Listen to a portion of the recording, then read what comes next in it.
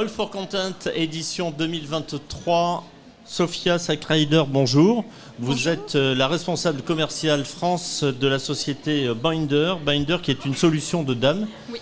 Vous allez nous expliquer tout ça en quelques mots. Oui, alors bonjour.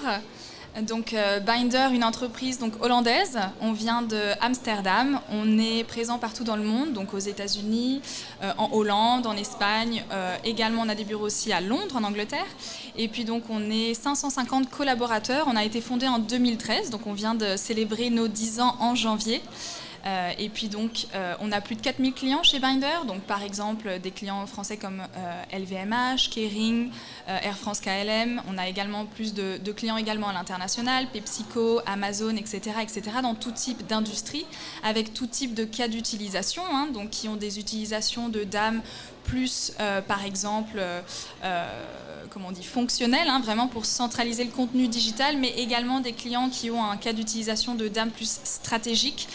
Donc vraiment avec un DAM qui va être connecté et avec un DAM qui va être beaucoup plus interconnecté avec tous les autres systèmes CMS, CRM, PIM qui pourraient potentiellement utiliser.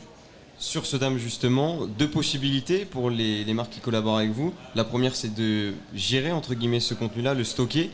La seconde, c'est d'en créer un nouveau. Quels sont les modules qui permettent de créer justement ce contenu-là ? Oui, alors donc chez Binder, on va avoir donc le DAM ici, comme vous l'avez bien expliqué, pour centraliser le contenu.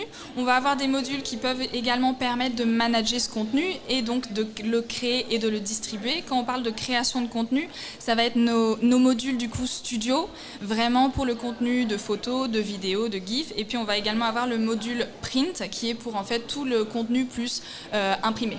Donc par exemple affiches, etc., carte de visite, plus ad. Et donc pour le module studio, ça va être un module vraiment de templating qui va donc permettre aux utilisateurs d'importer par exemple de Photoshop du contenu dans le DAM. Et puis une fois qu'il sera dans le DAM, il va pouvoir être décliné en de multitudes de variations. Donc par exemple si vous voulez le décliner pour différents marchés en différentes langues, en différents formats également pour par exemple Instagram, pour Facebook, faire des bannières pour le site internet. Pour le décliner, vous faites appel à l'intelligence artificielle ?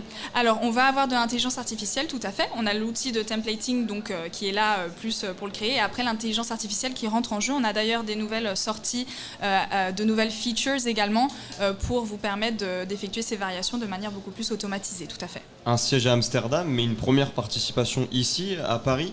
Qu'est-ce que vous attendez justement ? C'est faire connaître ces nouveaux services, aussi comparer le marché. On en parlait hors antenne, il y a forcément beaucoup de concurrents entre guillemets ici à ce salon. Oui, tout à fait. Alors donc première fois ici, beaucoup d'autres concurrents dames présents. Une chose qui est vraiment importante pour nous du coup, c'est donc d'être ici présent, rencontrer des gens et également se faire connaître encore plus, même si on fait déjà partie des leaders sur le marché. Vous rencontrez vos propres clients déjà ? On a rencontré le groupe Seb tout à l'heure, à qui on a échangé et qui veulent prolonger et rajouter des modules supplémentaires. Donc on a donc rencontré des clients, on a également rencontré des prospects, on a échangé avec nos concurrents aussi pour constamment vraiment apprendre qu'est-ce qui est en train d'être effectué, ce sur quoi, donc un sujet par exemple l'intelligence artificielle qui est vraiment travaillé chez beaucoup de concurrents, sur lequel on travaille nous également, mais c'est vrai qu'être ici, ça va aussi nous permettre de comprendre aussi quels sont les éléments importants pour ces clients et toutes nos valeurs ajoutées à nous, plutôt donc sur tout ce qui va toucher l'innovation en continu, notre sécurité vraiment présente, et puis un troisième élément, tout ce qui va toucher l'after sales. Donc vraiment comprendre si les personnes aussi, les autres dames présentes à cet événement ont également ces valeurs ajoutées ou non. Vous appréhendez le marché français. Est-ce qu'il y a vraiment de grandes différences entre le marché français et les marchés internationaux sur lesquels vous travaillez ? Alors, grande différence, on a quand même beaucoup de clients français déjà, qui prouvent que on est capable de vendre à ce marché, tout à fait. En plus, vous parlez de clients français qui se développent aussi ou qui se sont déjà développés à l'international. Tout à fait, oui, comme par exemple Kering, LVMH, Air France. Bien sûr. Après, c'est vrai que c'est toujours un marché quand même assez très riche, sur lequel on veut continuellement être présent et se développer. Donc c'est aussi pour ça que c'est intéressant d'être présent à cet événement ici. Il y a un volet sécurité qui semble important à Binder. C'est quand même une question aussi qu'une entreprise est dans le droit de se poser. Je viens gérer et poser ce contenu sur ce DAM. Je viens aussi parfois le modifier. Oui. En quoi la sécurité est quelque chose de primordial à Binder et comment on sécurise des contenus qui peuvent parfois être énormes en termes de taille. Alors donc nous récemment on a été refinancé du coup par la private equity firm THL qui est une private equity firm américaine. Donc vraiment pour prouver en quelque sorte, ils ont fait une étude de marché, quel est le DAM le plus secure sur le marché. Il s'est avéré que c'était bien Bynder, c'est pour ça qu'ils ont choisi de nous refinancer. Pourquoi ? Parce qu'en fait notre sécurité, on a une multitude de certifications de sécurité. On est certifié GDPR et puis on a vous pourrez regarder sur le site vraiment beaucoup d'autres certifications que nos concurrents n'ont pas forcément parce qu'aujourd'hui c'est quand même vraiment un vrai challenge, comme vous le disiez, quelque chose de très important, d'être vraiment secure. Et on va travailler du coup avec AWS pour vraiment garantir que le contenu est vraiment bien stocké de manière donc sécurisée partout dans le monde. On a également la possibilité d'avoir le contenu uniquement stocké en Europe pour certains clients qui veulent avoir du contenu juste sécurisé en Europe, mais on fait également à l'international. Alors moi, il y a un mot qui m'a interpellé dans le descriptif de Bynder. Vous écrivez « Bynder est une solution de DAM qui permet aux équipes de conquérir le chaos lié à l'augmentation constante de contenu et à la multiplication d'interlocuteurs et de points de contact ». Le mot chaos m'a un peu effrayé. Pourquoi vous parlez de chaos ? Alors, en fait, c'est parce qu'on a vu un réel shift dans le marché. On a vu que les clients en fait, qui viennent nous voir, ils ont vraiment un gros changement chez eux, leurs clients également, parce qu'il y a une demande, explosion de contenu, explosion de demande. On veut du nouveau contenu tout le temps sur des nouvelles plateformes. Il faut que le contenu soit tout le temps updaté. Et donc, ça génère un réel besoin de création de ce contenu rapidement, facilement, de manière efficace.